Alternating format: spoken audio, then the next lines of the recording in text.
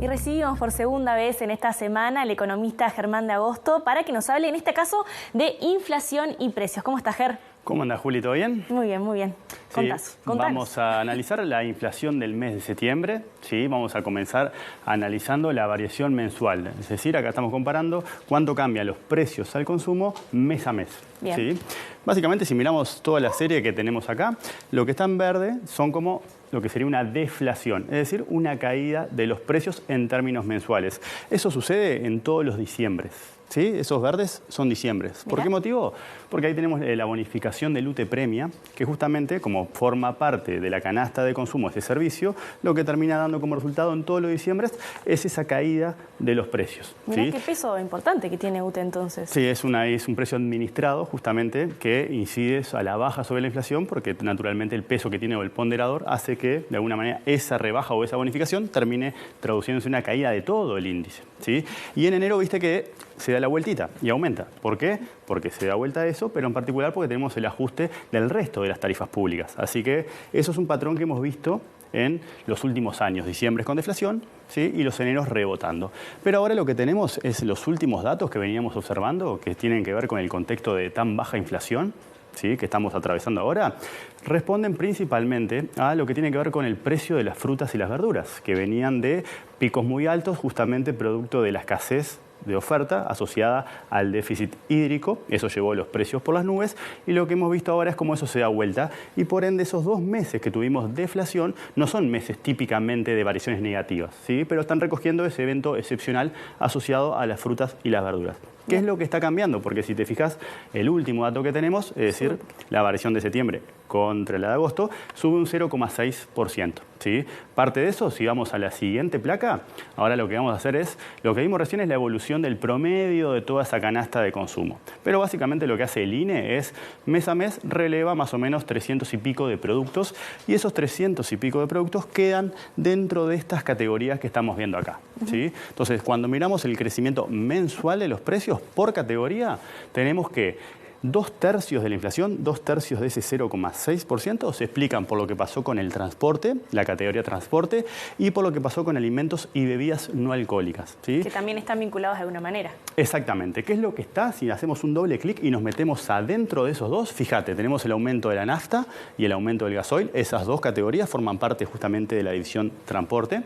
Tenemos lo que pasa con el precio del agua. ¿Sí? El precio del agua había caído en términos mensuales un 25% hace un par de meses, justamente en el marco de las exoneraciones tributarias producto de la situación de la crisis del agua. ¿Sí? Ahora lo que estamos viendo es, como terminó el decreto ese, lo que estamos viendo es la reversión de los precios y da un aumento significativo, es un 33% en términos mensuales. Sí, es muchísimo. Exactamente. Ahí lo que tenemos entonces, eso forma parte de la segunda categoría, como también las frutas y las verduras. Acordate que dijimos recién, venían cayendo, pero ahora se están normalizando, en particular las frutas crecieron 2,1% y las verduras 2,6%.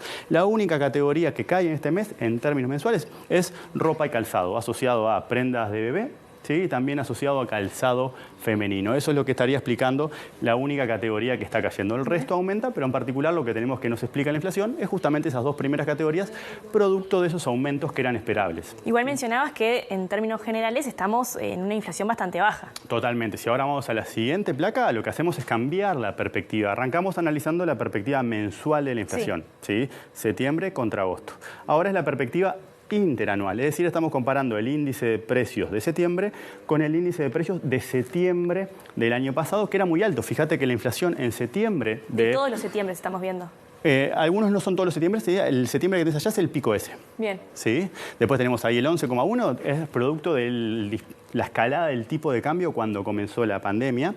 Y ese 11% responde al evento climático que tuvimos en Mercedes, ¿te acordás? Que también le pegó a las frutas y las verduras. ¿Sí? Entonces lo que estamos viendo es que en el último año la inflación bajó todo eso y en particular ese 3,9 es el menor dato que tenemos desde septiembre del año 2005. Es decir, un registro muy bajo a la luz de lo que tenemos cuando miramos la historia. En particular, lo que está justamente recogiendo eso tiene que ver con la normalización de las frutas y las verduras, porque ahora estamos comparando contra septiembre del año pasado, que venían creciendo al 50%, ahora están creciendo al 17%, y también lo que está pasando con el tipo de cambio. ¿Sí?